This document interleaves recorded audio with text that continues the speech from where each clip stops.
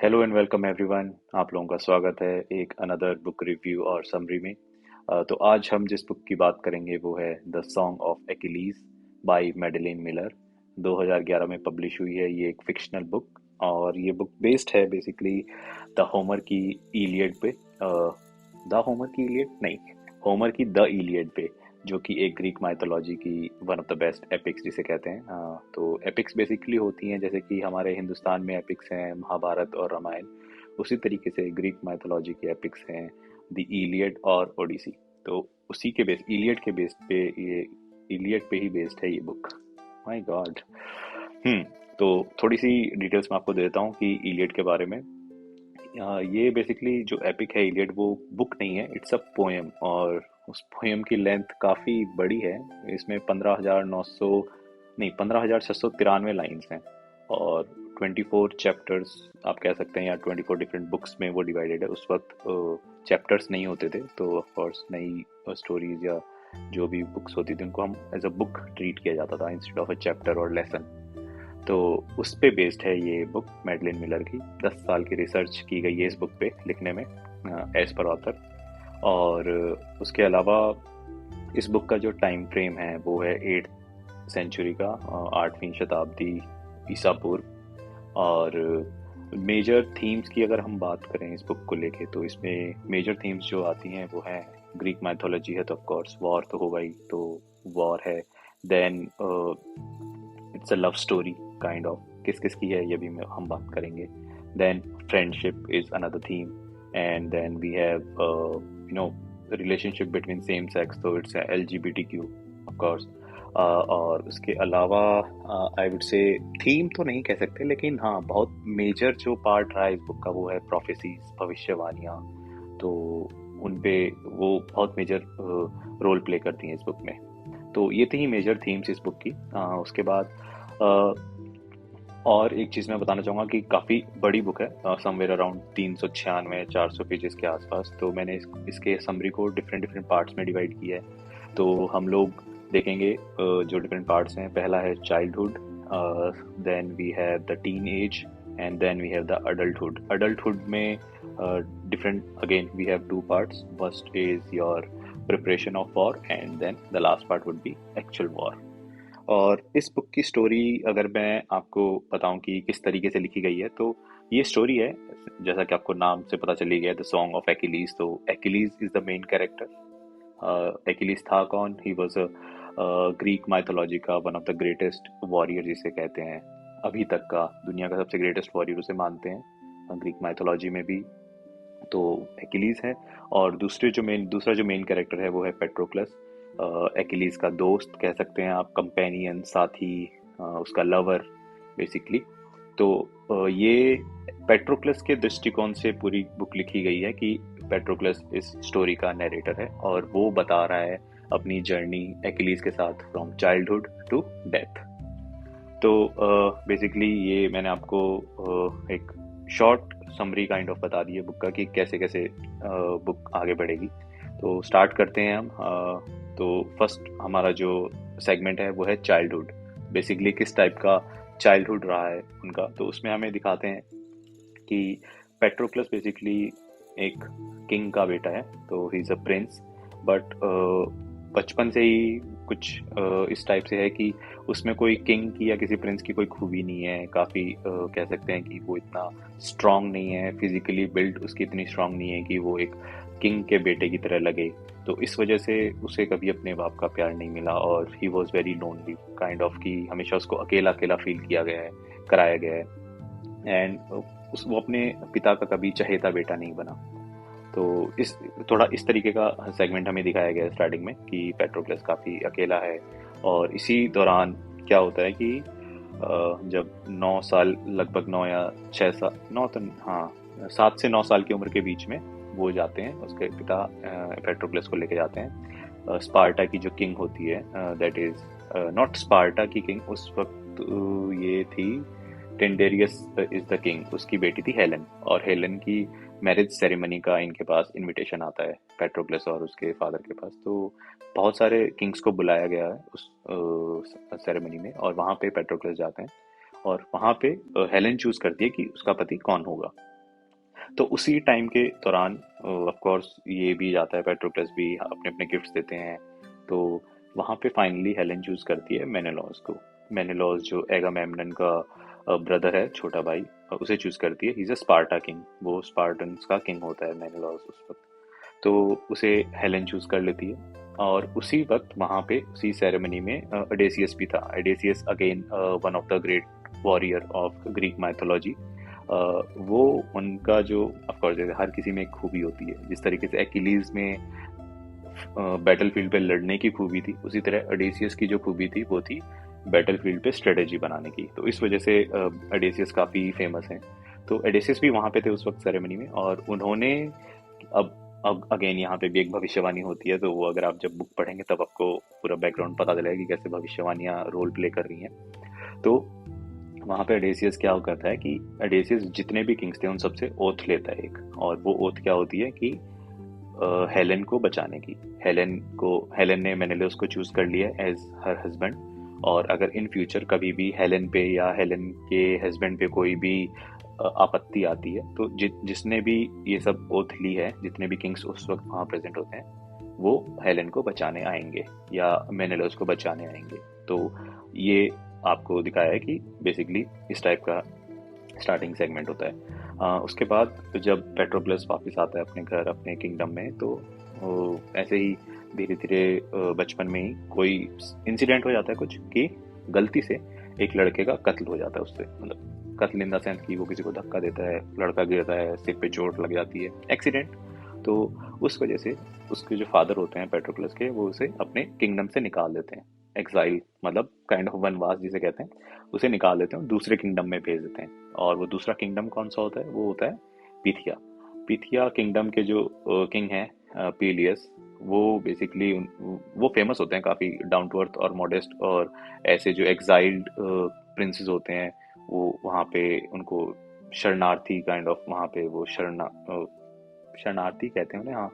तो उन्हें सहारा देने के लिए, और वो अपने किंगडम में उन्हें रखते हैं। रीजन उनका ऑफ कोर्स उनके पीछे भी कोई रीजन होता है कि वो हमेशा से उनके साथ रहें, तो इससे क्या होगा कि उनकी भी आर्मी बढ़ेगी। तो ये चीज है।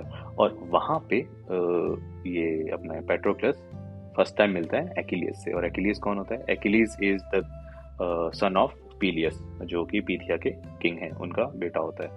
और वहां पे धीरे धीरे इनकी फ्रेंडशिप होती है। तो इनका जो चाइल्डहुड का फेज है, दोनों की आपस में दोस्ती दिखाई गई है, कैसे कैसे इनका रिलेशनशिप इंक्रीज होता है। मतलब बचपन में एक दोस्ती काइंड ऑफ थिंग। एक्िलीज को म्यूजिक प्ले करना पसंद था। ऑफ कोर्स पेट्रोक्लस में कोई ऐसा स्पेसिफिक किसी क्या कहते हैं टैलेंट ऐसा कुछ नहीं था कि जिससे वो कुछ इम्प्रेस हो सके या कुछ। लेकिन जब वो पीलियस गया था पीथिया में, सॉरी पीलियस नहीं गया था, जब पेट्रोक्लस पीथिया में गया था, तो ऐसे हवा किसी को पता चल गया हो कि भाई ये यहाँ आया क्यों है, कि इसने किसी का खून किया है। तो जो बाकी जो उस वक्त उसकी उम्र के जो बच्चे थे वो काफी दूर दूर रहने लग गए पेट्रोक्लस से। तो इसी दौरान एक्िलीज की और पेट्रोक्लस की फ्रेंडशिप होती है, और ये लोग साथ में जैसे म्यूजिक वगैरह उसको पसंद होता है, इसे म्यूजिक सुनना पसंद होता है। तो बस वैसे ही बचपन ऐसा दिखाया गया है इनका। तो ये था इनका एक चाइल्डहुड का फेज। और चाइल्डहुड के फेज के लास्ट में हमें दिखाया गया है कि कैसे जो एक्िलीज बेसिकली क्या है कि एक डेमी गॉड होता है। डेमी गॉड मतलब कि इसके जो फादर होते हैं एक्िलीज, पीलियस, वो एक नॉर्मल आम इंसान, मॉर्टल हमारी तरह, आम इंसान तो नहीं, ऑफकोर्स किंग है। लेकिन जो एक्िलीज की मदर होती है थेटिस, थेटिस एक गॉडेस होती है, सी निम्फ जिसे कहते हैं। तो वो इस वजह, इनकी वजह से जो एक्िलीज है वो एक डेमी गॉड है, मतलब भगवान भी और इंसान भी, आधा भगवान आधा इंसान काइंड ऑफ। तो और उसी वक्त चाइल्डहुड के एंड फेज में दिखाया जाता है कि थेटिस बोलती है एक्िलीज को कि भाई अब तुम्हारा ट्रेनिंग का वक्त आ गया है, अब आपको ट्रेनिंग के लिए भेज रहे हैं। तो उसने उन्हें ट्रेनिंग के लिए एक्िलीज को भेज देती है। और इसमें यह भी दिखाया गया कि कैसे थेटिस पेट्रोक्लस से जल्दी थी, वो नहीं चाहती थी कि पेट्रोक्लस एक्िलीज के साथ रहे या एक्िलीज के पास आए, उस तरीके से। तो यहाँ पे इनका चाइल्डहुड फेज है कि जो खत्म होता है बेसिकली। वहाँ पे क्या है कि एक्िलीज अपने ट्रेनिंग पे चला जाता है, पेट्रोक्लस को नहीं बताता। पेट्रोक्लस ऑफ कोर्स अकेला है किंगडम में, और बस यही है। तो चाइल्डहुड के फेज के बाद हम फिर आते हैं इनकी टीनेज पे। तो टीनेज में क्या होता है कि दिखाते हैं कि किस तरीके से अब इनकी फ्रेंडशिप इतनी गहरी हो चुकी होती है कि पेट्रोक्लस अकेला नहीं रह पाता किंगडम में, तो वो किंगडम से भाग जाता है। बट अब आप इसे लक कह लीजिए या फिर कोई भविष्यवाणी कह लीजिए, प्रोफेसी थी। ओ गॉड, हाँ, बहुत शोर होता है यहाँ पे। तो अब हाँ, कि एक्लिस पेट्रोक्लस जब भागता है अपने वहाँ उस किंगडम से, तो लक है, प्रोफेसी कुछ भी है, वो उसी तरफ भागता है जहाँ पे एक्लिस गया हुआ था अपनी ट्रेनिंग के लिए, और इसी तरीके से वो एक्लिस से आगे मिल जाता है। और वहाँ पे अब ये दोनों ट्रेनिंग लेते हैं, और इनके जो ट्रेनर होते हैं वो होता है एक सेंटोर। सेंटोर बेसिकली अगर आपने हैरी पॉटर मूवी देखी होगी तो उसमें कहते हैं कि आधा शरीर जिसका घोड़े का होता है और आगे का हिस्सा होता है इंसान का, वो एक सेंटोर होता है। उसका नाम होता है शिरॉन। तो शिरॉन इन्हें ट्रेनिंग देता है, और शिरॉन एक अपने आप में एक ग्रीक माइथोलॉजी में लेजेंड है।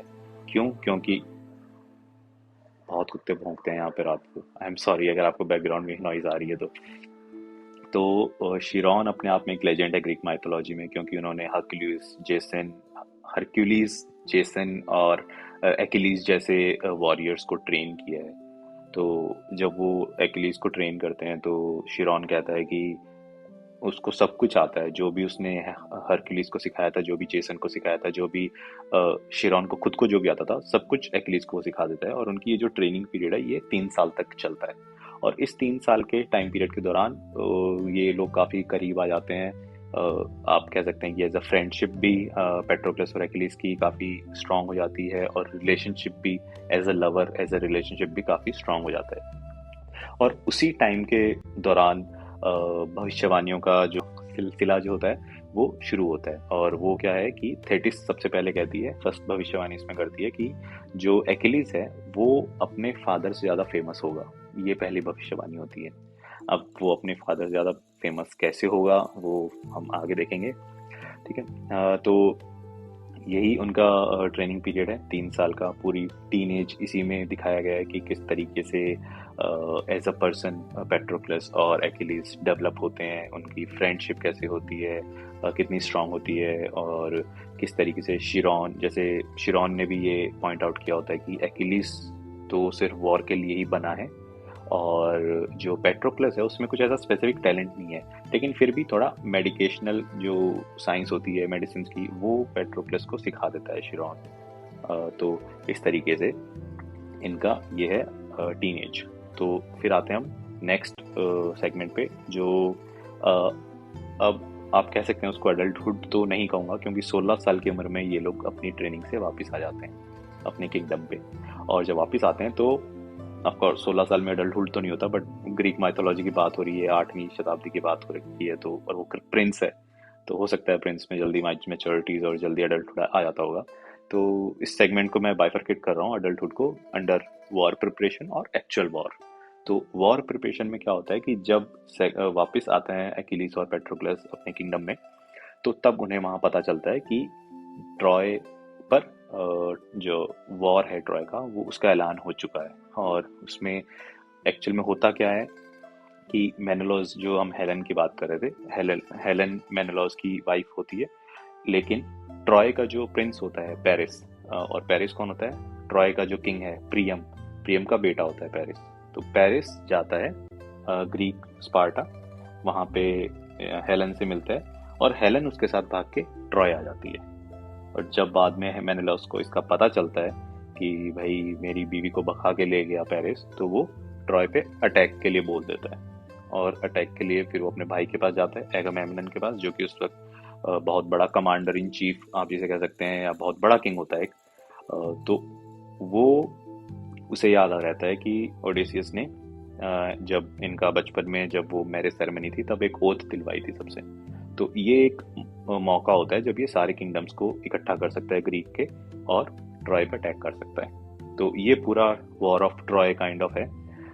तो बस यही अनाउंसमेंट हो चुका होता है, अब सब इकट्ठे कर रहे हैं। तो उन्हीं में से अगर आपको याद होगा तो पेट्रोक्लस भी था वहाँ पे ओथ के लिए। तो पेट्रोक्लस इस चीज़ से डर जाता है कि अब ओथ ली है तो उसे भी जाना पड़ेगा, और पेट्रोक्लस जाएगा तो एक्िलीज भी जाएगा, और वो नहीं चाहता था कि एक्िलीज वॉर में जाए तो कुछ इस तरीके से सिनेरियो होता है यहाँ पे। तो बस फिर धीरे धीरे क्या होता है कि वॉर प्रिपरेशन चल रही होती हैं। पीलियस चाहता है, जो पीथिया किंग है, अकिलीस का फादर, वो चाहता है कि भाई मेरा बेटा हमारी आर्मी को कमांड करके जाए, अटैक करे, मतलब ट्रॉय से लड़ने के लिए जाए। और बहुत इसे कहते हैं कि one of the biggest war था ये उस वक्त का। तो इसमें उन्हें ये भी लालच था कि भाई इसमें फेम मिलेगा, इसमें गोल्ड मिलेगा, शोहरत मिलेगी, नाम, पैसा, वही वाली सब चीज़ें। तो बस कुछ ऐसा सही है। अपार्ट फ्रॉम दैट उसके बाद क्या होता है कि अब लेकिन सब चाहते थे कि पीलियस चाहता था कि ये वॉर में जाए, उसका बेटा एक्िलीज।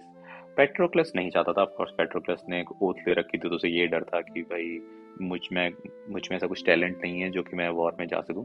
और एक्िलीज चाहता भी था, नहीं भी चाहता। एक्िलीज डाइसी था। वो उसे ये पता था कि वो बहुत अच्छा वॉरियर है, तो उसे फेम चाहिए, तो फेम ऑफ कोर्स उसे वॉर से मिलेगा। और जो एक इंसान जो डेफिनेटली नहीं चाहता था कि एक्िलीज वॉर में जाए, वो थी एक्िलीज की माँ थेटिस, जो सी गॉडेस है। वो नहीं चाहती थी।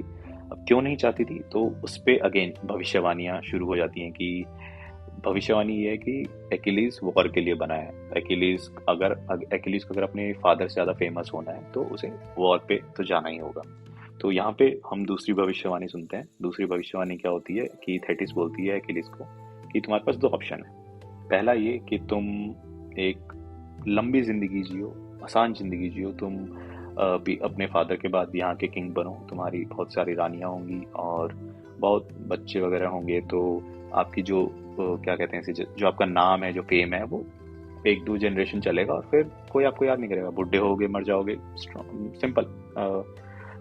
ये है पहला ऑप्शन। दूसरा ऑप्शन है कि अगर तुम्हारी जिंदगी छोटी होगी, बट तुम्हारा जो फेम होगा, तुम्हारा जो नाम होगा, वो आने वाले हजार हजार सालों तक रहेगा। तो ये दो ऑप्शन थेटिस मतलब एज अ भविष्यवाणी एक्िलीज को बताती है। और एक्िलीज इसमें कौन सा चूज करता है ये तो अब आपको पता ही होगा। हम एक्िलीज की बात कर रहे हैं, तो उसने कौन सा ऑप्शन चूज किया होगा। Achilles chose the shorter life but the fame वाला। तो वही होता है ना, लिव लाइफ किंग साइज वाली चीज है। जिंदगी छोटी हो लेकिन वैसे बड़ी होनी चाहिए। तो वो वाली चीज है। तो वो लेकिन उस वक्त तक भी एक्िलीज तैयार नहीं होता कि वो वॉर पे जाएगा या उसे वॉर करना है, ऐसा कुछ नहीं होता। तो तब क्या होता है कि थेटिस एक्िलीज को किडनैप करके एक आइलैंड पे छुपा देती है। और छुपाती कैसे, उसे लड़की के कपड़े पहना के, क्योंकि उस आइलैंड का जो किंग था वहाँ पे जनरली फीमेल्स की जो पॉपुलेशन थी वो ज़्यादा थी। तो वहाँ पे वो उसे छुपा देती है। और अगेन जैसे पिछली बार जब ये ट्रेनिंग पे गया था, पेट्रोक्लस को नहीं पता था। इस बार भी जब किडनैप करके थेटिस एक्िलीज को छुपाती है, पेट्रोक्लस को नहीं पता होता। अब पेट्रोक्लस वहाँ पागल हो जाता है कि उसका दोस्त कहाँ चला गया, उसका पार्टनर कहाँ चला गया। तो वो पूछता रहता है, कोई नहीं बताता। फिर फाइनली थक हार के पीलियस जो किंग है वो बता देता है कि वो एक स्काइरोस नाम के आइलैंड पे है। वहाँ पे फिर किसी तरीके से पेट्रोक्लस पहुँचता है। वहाँ पे एक्िलीज से मिलता है, उनकी बात होती है। तब उसे पता चलता है कि उसकी सॉरी। तो वहां पे पता चलता है कि एक्िलीज की माँ ने उसे धोखे से उस आइलैंड का जो किंग है उसकी बेटी के साथ मतलब सोने के लिए मजबूर किया था थेटिस ने अपने बेटे को, एक्िलीज को। और उसकी वजह से उसकी जो वहाँ की प्रिंसेस होती है वो प्रेग्नेंट हो जाती है with the son of Achilles. तो यहाँ से एक दूसरी स्टोरी चलती है कि एक्िलीज का सन भी था, जिसके बारे में बहुत से लोगों को नहीं पता। तो इस चीज़ से पेट्रोक्लस भी काफ़ी हर्ट होता है कि भाई, क्योंकि उसे लगता था कि एक्िलीज और उसका प्यार सच्चा है, तो एक्िलीज ऐसा नहीं कर सकता। बट एक्िलीज काफ़ी इस पूरी बुक में, और अगर आप होमर की अगर आप इलियड भी पढ़ेंगे तो काफ़ी उसको नाइव इन द सेंस की ट्रस्ट वर्दी दिखाया गया है। बहुत आसानी से वो किसी पे विश्वास कर ले, इस टाइप का बंदा दिखाया गया है एक्िलीज को। तो बस वैसे ही उनकी थोड़ी स्टोरी चल रही होती है आइलैंड पे, और तभी वहाँ पे अडेसियस आ जाता है। अडेसियस तो आप जानते ही हैं, वो इतना बड़ा जनरल, और जनरल तो नहीं, इतना बड़ा स्ट्रेटेजिक बंदा था ग्रीक माइथोलॉजी का, कि उसका वहाँ होना लाजमी था ही। और अगेन वो वहाँ पहुँचता है, वो एक्िलीज को पहचान जाता है एक्िलीज को, और पेट्रोक्लस को ही पहचान जाता है। उन्हें वो बताता है कि भाई अगर तुम्हें फेम चाहिए, तुम फेम के लिए ही बने हो, तो तुम्हें इस वॉर में जाना ही होगा। थोड़ा इस तरीके से कि अगर तुम चाहो तो एक राजा वाली जिंदगी जी सकते हो और मर जाओगे। और वही जो चीज़ थेटिस ने उसे बताई थी, थोड़ा वर्ड्स के साथ प्ले करता है एक्लीज के साथ कि भाई अगर तुम्हें फेम चाहिए तो तुम्हें वॉर जाना होगा। वॉर में ट्रॉय के जो one of the greatest warriors में नाम आता है जिसका हेक्टर, उसे जो मारेगा उसे ही फेम मिलेगा, वही हमेशा के लिए मशहूर होगा। तो इस तरीके का लालच दे रहा होता है ओडेसियस एक्लीज को। और इन सब के दौरान जब थोड़ा पेट्रोक्लस अकेला होता है, ये चीज़ फील करता है कि क्या उसे जाना चाहिए नहीं जाना चाहिए, क्या करना चाहिए, थक हार के वो थेटिस के पास जाता है, जबकि थेटिस उसे चिढ़ती थी। वो थेटिस से जाता है, पूछता है कि जब जो तुमने उसको बताया है भविष्यवाणी एक्लीज को कि वो तो ऑप्शन थे कि वो वॉर के लिए ही बनाया है, फेमस हो जाएगा, तो लेकिन फिर भी तुम उसे वॉर पे जाने से क्यों रोक रही हो, क्या रीज़न है उस चीज़ का। तब थेटिस उसे बताती है कि एक्लीज अगर ये वॉर गया, ट्रॉय के वॉर पे गया, तो वो वापस कभी नहीं आएगा। तो पेट्रोक्लस वहाँ सुन के हक्का बक्का हो जाता है बिल्कुल। और दूसरा चीज़ कि सिर्फ एक चीज़ और बताई कि हेक्टर पहले मरेगा, ये चीज़ है।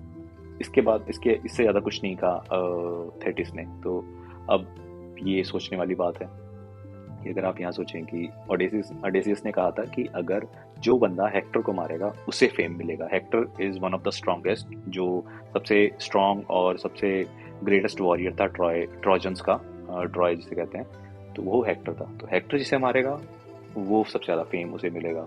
और हेक्टर पहले मरेगा, मतलब हेक्टर मर गया उसके बाद एक्लीज मरेगा ये। और अगर वॉर पे चला गया एक्लीज तो वहां से वापस नहीं आएगा। तो काफ़ी चीज़ें बहुत ही मिक्स सा हो जाता है।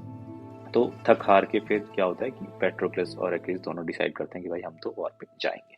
तो ये इनके फिर वहां से वापस आते हैं पीलियस के किंगडम में, पीथिया में वापस आते हैं और अपने वॉर की प्रिपरेशन करके वो डिसाइड करते हैं 2 से 2,500 जो इनके पीथिया की जो आर्मी होती है 45 शिप्स लेके जाती है वॉर के लिए ट्रॉय विद एगामेम्नन। तो ये है इनकी प्रिपरेशन ऑफ वॉर। अब इसके बाद फिर हम आते हैं वॉर प्रिपरेशन के बाद क्या कहते हैं एक्चुअल वॉर पे। तो वो आप कह सकते हैं कि जो एडल्टहुड का सेकंड पार्ट है वॉर, एक्चुअल वॉर। तो एक्चुअल वॉर में बेसिकली क्या होता है, नोट्स बना रखे हैं मैंने यहाँ पे, बहुत बड़ी स्टोरी और इतना सब कुछ है, तो मुझे कभी कभी लगता है कहीं मैं कुछ भूल ना जाऊँ बताना कुछ इंपॉर्टेंट टाइप से। तो बस इसी तरीके से जब वो वॉर के लिए जाते हैं तो पूरी आर्मी, एगामेम्नन की जो पूरी आर्मी होती है उसमें ऑफ कोर्स एक्लीज भी होता है, ओडेसियस भी होता है, मेनेलॉस, पेट्रोक्लस, काफ़ी बड़े बड़े किंग्स होते हैं, नेस्टर एंड ऑल। ये इन सब की पूरी आर्मी ट्रॉय पे पहुंचती है और ट्रॉय पे पहुंच के उनके जो शोर होता है वहाँ पे रुक जाती है। शोर पे, सी साइड, जो बीच जिसे कहते हैं, और वहाँ पे इनका डेरा वगैरह जचा लेते हैं और धीरे धीरे रेड मतलब रेड के लिए जाते हैं कि आसपास का कोई गांव है उसे तबाह करके आ गए, या कहीं पे इनके पास फूड है, ग्रेन है, वो लेके आ गए। तो धीरे धीरे करके क्या आइसोलेट करने लग जाते हैं ट्रॉय को, कि ट्रॉय की पॉपुलेशन उसके किंगडम के अंदर ही रहे, बाहर ना आए। तो बस कुछ इस तरीके की चीज़ें चलती हैं शुरुआती इन दिनों में। और जब एक्चुअल में उस पहले जाते हैं पार्ले के लिए। पार्ले होता है कि समझौता, बेसिकली जब भी कोई युद्ध होता है, कोई वॉर होता है, तो आप देखें कि अगर पायरेट्स के बीच में युद्ध हो रहा है तो कोई एक बंदा अपनी जहाज पे व्हाइट कलर का फ्लैग टंगा देगा, या फिर कई किंगडम में कहीं हो रहे तो अपने किंगडम के बाहर एक व्हाइट कलर का फ्लैग होता है। उसका मतलब पार्ले मतलब हम समझौते के लिए तैयार हैं, हम बातचीत के लिए तैयार हैं। तो वो बातचीत होती है, बातचीत में मेनेलॉस जाता है और ओडेसियस जाते हैं। और लेकिन वहाँ पे जो प्रियम होता है, ट्रॉय का जो किंग है, वो मना कर देता है कि हेलेन अपनी मर्जी से आई है और वो मेरी शरण के अंडर में है, मेरे डिफेंस के अंडर में, तो मैं उसे बचाऊंगा, तो मैं उसे नहीं भेज सकता। तो उनका पार्ले वहाँ खत्म। तो मतलब अब एक्चुअल लड़ाई शुरू होगी। तो बस फिर ऐसे ही डेली, जैसे पहले रेड्स होती थी, फिर इनकी फाइटिंग शुरू हो गई, लड़ाइयाँ शुरू हुई, वो लड़ाइयाँ धीरे धीरे चली।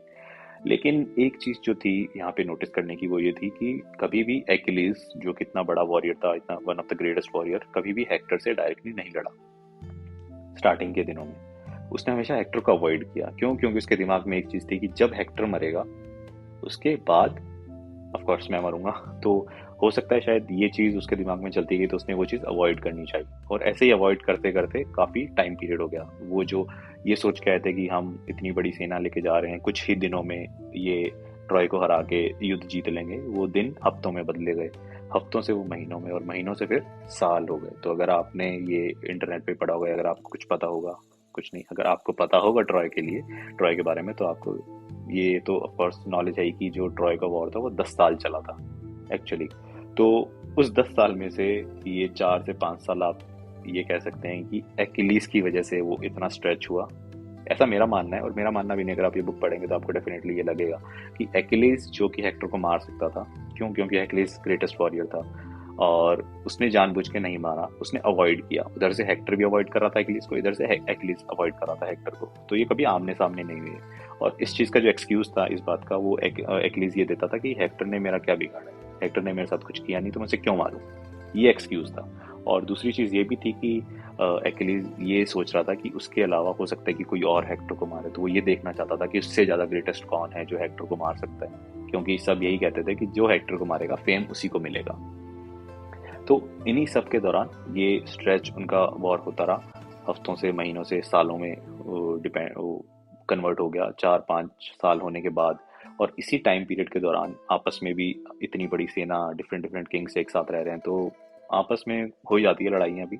तो इसी तरीके से एक लड़ाई हुई एगेमेम्नन की और एक्िलीज की। एगेमेम्नन जो इनकी आर्मी का चीफ, जो कमांडर था, मेनेलाउस का बड़ा भाई, और एक्िलीज का किसी चीज को लेके, किसी चीज को तो क्या, प्रीस्ट की जो बेटी थी उसको लेके इनका वो आपस में लड़ाई, लड़ाई इन द सेंस की आप जिसे कह सकते हैं कि वर्बल फाइट जो होती है। तो उसमें एगेमेम्नन काफी बेइज्जती की थी एक्िलीज की, और इस चीज से हर्ट हो गई कि एक्िलीज को लगा कि मेरा ऑनर जो है, मेरा जो प्राउड, मेरी प्राइड जो बेसिकली है, उसको, मेरे सम्मान को उसने ठेस पहुंचाई है एगेमेम्नन ने। इस वजह से उसने ये डिसाइड कर लिया कि वो एगेमेम्नन के लिए, एक्िलीज और एक्िलीज की सेना एगेमेम्नन के लिए नहीं लड़ेंगे।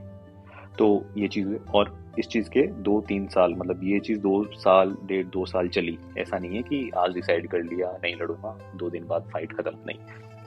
ये काफी लंबा, अगेन एक और स्ट्रेच आया कि उसने 1-1.5 साल मना किया, और वो स्ट्रेच की वजह से क्या हुआ, अब ट्रॉय भारी पड़ने लग गए ग्रीक्स पे।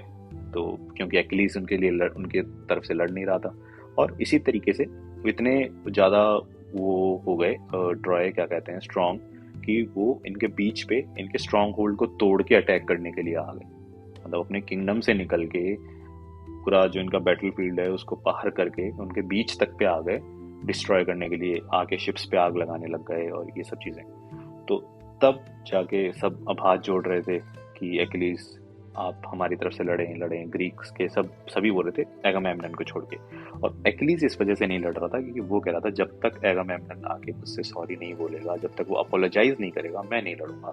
तो वहां पे एक उसकी हट थी, वहां उसकी तो किंग द, कह सकते हैं, ईगो ऑफ द किंग्स या प्रिंस, वो चीज है। तो उसकी वजह से ये आपका जो वॉर ऑफ ट्रॉय था काफी लंबा और स्ट्रेच हुआ। अगेन उसके अलावा फिर थक हार के जो पेट्रोक्लस था उसे ये चीज बर्दाश्त नहीं हुई कि एक्िलीज की वजह से इतने सब लोग मर रहे हैं, ये फाइट चलती जा रही है। तो पेट्रोक्लस समझाता है एक्िलीज को कि एक काम करते हैं कि तुम मत जाओ, तुम्हारा आर्मर पहन के मैं चले जाता हूँ, हो सकता है मुझे देख के ट्रॉयज डर जाएं, वापस चले जाएं, हमारी सेना में भी थोड़ी जोश और थोड़ी ताकत आ जाएगी, एक्िलीज लड़ने आ गए। तो पहले तो एक्िलीज मना कर देता है, बट लेकिन पेट्रोक्लस बहुत समझाता है, बहुत समझाता है। तो फाइनली ही अग्रीज कि एक्िलीज बोल देता है कि ठीक है, तुम लड़ना मत, तुम सिर्फ मेरा आर्मर पहन के जाओ और वहां तक जाके वापस आ जाना, डोंट फाइट। तो पेट्रोक्लस ने भाई आर्मर पहन लिया एक्िलीज का, और जब वो लड़ने गया तो सब देख के कि एक्िलीज आ गया लड़ने, तो सब में एक अलग जोश आ गया। उन्होंने ट्रॉयज से लड़ना, उनको पछाड़ना शुरू किया, ट्रॉयज मुड़ मुड़ के वापस जाने लग गए भाई, भाग के, डर के। तो इसी तरीके में उसी वक्त पेट्रोक्लस के साथ क्या हुआ कि उसने अब इतने टाइम, इतने सालों तक वो एक्िलीज के साथ रहा है, तो उसे भी कुछ आइडिया हो गया कि एक्िलीज किस तरीके से स्पीयर फेंकता है, जो भाला होता था उसे कैसे फेंकता था, किस तरीके से लड़ता था। तो इंट्यूटिवली बस उसी ने भी वैसे ही उसी तरीके से लड़ना शुरू किया। और अब उसे आप भविष्यवाणी कहें, लक कहें, मिथ कहें, कुछ भी कहें, फिक्शन बुक है, तो वो भी ऑलमोस्ट ऑलमोस्ट एक्िलीज की तरह लड़ने लग गया। स्पीयर्स भी वैसे फेंकने लग गया, लोग, मतलब सामने वाली सेना, ट्रॉय के जो भी सिपाही वगैरह थे वो मरने लग गए, और ट्रॉय के जो जितनी भी सेना थी वो वापस डर के भागने लग गई। और इसी जोश जोश में पेट्रोक्लस ट्रॉय सिटी तक पहुंच गया, और वहां पे जाके उसने लड़ाई कर रहा था, तभी पीछे से हेक्टर ने पेट्रोक्लस को मार दिया। तो तब जब पेट्रोक्लस की डेथ होती है तो उसे समझ में आता है कि अच्छा, अभी तक एक्िलीज के पास ये एक्सक्यूज था कि हेक्टर ने मेरा क्या बिगाड़ा है, लेकिन जब हेक्टर ने पेट्रोक्लस को मारा तब पेट्रोक्लस को लगा कि अब एक्िलीज हेक्टर को मारेगा और इस तरीके से भविष्यवाणी पूरी होगी, ये वो अपने मरते वक्त सोच रहा था पेट्रोक्लस। तो ऑफ कोर्स अब आपको पता ही है उसके बाद हुआ क्या होगा कि पेट्रोक्लस की तो डेथ हो गई। वापिस आया, जब एक्लिस को ये पता चला तो वो एक अलग ही एंगर में, अलग ही रेज था उसके अंदर। तो उसने पूछा ये किसने किया, तो ओडेसियस था और मेनेलॉस था, और उसके मुंह से सिर्फ एक ही वर्ड निकला, Hector. Next day petro Achilles जाता है हेक्टर से लड़ने के लिए। ऑफ कोर्स बीच में कुछ आते हैं दिक्कतें और भी फेस करते हैं उसको चैलेंजर्स, उन सबको हरा के हेक्टर को मार देता है, और मार के उसको उसके जो एंकल होता है एंकल से बांध के अपने रथ से वापस लेके आता है। और फिर नेक्स्ट डे क्या करता है, अगेन वो दोपहर को जाता है ट्रॉय की सिटी की जो वॉल्स हैं वहां तक जाके पीछे रथ से बंधा हुआ हेक्टर की डेड बॉडी लेके आता है। एक दो दिन वो ऐसे इस तरीके से करता है बिहेव। तो अब वो ये दिखाने के लिए कि उसका जो एंगर है, और जो सामने फिर ट्रॉय है वो भी देख रहे हैं कि उनका जो होने वाला राजा था हेक्टर, उसकी बॉडी को किस तरीके से बर्ताव किया जा रहा है उसके साथ। तो फिर रात को प्रियम आता है एक दिन, एक रात को छुप के, और अपनी बेटे की बॉडी वापस लेने के लिए। तो एक्लीज उसे बॉडी वापस दे देता है। और उसके बाद एक्लीज बिल्कुल वो हो जाता है कि अब मैंने हेक्टर को मार दिया, बट मुझे कुछ ऐसा अलग नहीं महसूस हुआ कि मैं जो एक्सपेक्ट करता था कि मुझे फेम मिलेगा, मुझे ग्लोरी मिलेगी वॉर की, मेरे साथ ऐसा कुछ भी नहीं हुआ। ऐसा एक्लीज का मानना होता है। और फिर उसी टाइम के दौरान थोड़ा उनका फाइट और चलती है, और कुछ और जो लेजेंड्स थे ग्रीक माइथोलॉजी के, उन्हें भी एक्लीज हराता है। तो उन्हीं के उसी टाइम के दौरान जब एक बार लड़ाई करते करते वो काफी ज्यादा पास पहुंच चुका होता है ट्रॉय की सिटी के एक्लीज, तो प्रियम का सबसे छोटा तो नहीं बट हाँ प्रियम का बेटा जो कि काफी छोटा होता है, वो भी एक्लीज से लड़ने के लिए आता है। और वो इतना छोटा होता है, यंग टीन ही होता है, टीन एज में। तो एक्लीज उसे मार देता है, और उसी दौरान जो एक्लीज का बेटा होता है पेरिस, जिसकी एक्लीज का बेटा नहीं सॉरी, जो प्रियम का बेटा होता है पेरिस, वो अपने वहां से वॉल से, अपने फोर्ट की जो वॉल होती है वहां से तीर मारता है। अपोलो जो गॉड हैं ग्रीक माइथोलॉजी के और उनके, तो वो कहते हैं कि तुम तीर मारो। तो पेरिस बोलता है कि भाई हमने सुना है एक्लिस इनविंसिबल है, वो मर नहीं सकता, उसे कुछ हो नहीं सकता। तो अपोलो बोलता है तुम तीर तो मारो, मैं देख लूंगा। तो जब पेरिस तीर मारता है तो अपोलो अपनी शक्ति से या कुछ कहते हैं उस तरीके से वो तीर जाके एक्लिस के दिल पे लगता है, सीने में, जो कि अगर आप मूवीज में सीरीज में देखेंगे तो वो दिखाया गया एक्लिस की हील पे तीर लगता है और उससे उसकी मौत हो जाती है। तो ऐसा नहीं है, ये एक मिथ है बेसिकली। तो इस तरीके से एक्लिस की मौत होती है। और उसके बाद फिर बस लास्ट में एक चैप्टर बचता है बुक का, जिसमें बताया गया एक्लिस का बेटा आ जाता है, वो आके प्रियम को मारता है, क्योंकि ये भी एक भविष्यवाणी थी कि जब तक एक्लिस का बेटा आके ट्रॉय को नहीं हराएगा तब तक ट्रॉय की सिटी पे राज नहीं कर सकते, ग्रीक्स उसे नहीं हरा सकते बेसिकली। तो बस इसी तरीके से स्टोरी बिल्कुल लास्ट में फास्ट फॉरवर्ड है, वहाँ पे पूरा ट्रॉय वॉर नहीं दिखाया गया इतना, कि किस तरीके से वो हराते हैं ट्रॉयज को, ट्रोजन्स को। तो बस वही है प्रियम फीरस, हाँ फायरस, फीरस नाम है उसका, फेरस। हाँ, जो एक्लिस का बेटा होता है वो प्रियम को मार के और हथियार लेता है। लेकिन एक चीज वो बोलता है, वो काफी एरोगेंट टाइप सा था, जो वो एक्लिस की तरह बिल्कुल भी नहीं था। ऑल्दो कहते हैं कि एक्लिस से ज्यादा पावरफुल था, लेकिन उसका जो एटीट्यूड, जो एरोगेंस थी, वो बहुत ही अलग लेवल की थी एक्लिस से। तो उसने कहा था कि जब एक्लिस मरेगा, या जब ऑफ कोर्स कहा नहीं था, जब एक्लिस मर जाता है तो एक्लिस की इच्छा थी कि उसे पेट्रोक्लस के साथ दफनाया जाए। इस चीज के लिए फायरस मना कर देता है कि एक राजा के बेटे को आप अगर एक स्लेव के साथ दफनाओगे तो मेरे बाप की जो शोहरत, जो फेम जो था, उस पे ग्लोरी पे एक धब्बा लग सकता है। तो उसने वो मना कर दिया। तो उस वजह से एक्लिस की जो आत्मा होती है वो अर्थलैंड पे ही घूमती रहती है, भटकती रहती है, घूमती क्या रहती है, भटकती रहती है। और बस वो ट्रॉय को हरा के ग्रीक्स चले जाते हैं। तो उसके बाद दिखाते हैं कि अब अकेला पेट्रोक्लस की जो आत्मा है वो भटक रही है, बोल रही है कि उसको मुक्ति नहीं मिल पा रही। क्यों? क्योंकि उनकी जो आखिरी इच्छा थी साथ में दफनाने की और उनकी कब्र पे नाम लिखने की, वो पूरी नहीं हुई। तो थेटिस आती है फिर, जहाँ पे एक्लिस की मूर्ति बनाई हुई होती है ना ट्रॉय में, वहां पे आके वो काफी विलाप और रिग्रेट सा फील करती है कि वो अपने बेटे को गॉड नहीं बना पाई। तो बस उसी दौरान फिर इनकी बातचीत होती है थेटिस की और पेट्रोक्लस की, और वो पूरा अपनी हिस्ट्री एक्सपीरियंस पूरा बताता है एक्लिस के बारे में थेटिस को, कि कैसा उसका बेटा एक्चुअल में था, उनका रिलेशनशिप कैसा था, वो कितना नेक दिल था, इस तरीके से। और रिग्रेट में आके थेटिस पेट्रोक्लस की जो अस्थियां होती हैं उसको एक्लिस के साथ मिला देती है।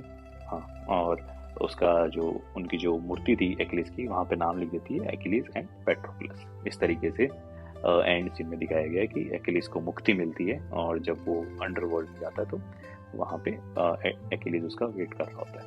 तो ये है बुक की ending, the total summary of the song of the Achilles by Madeline Miller.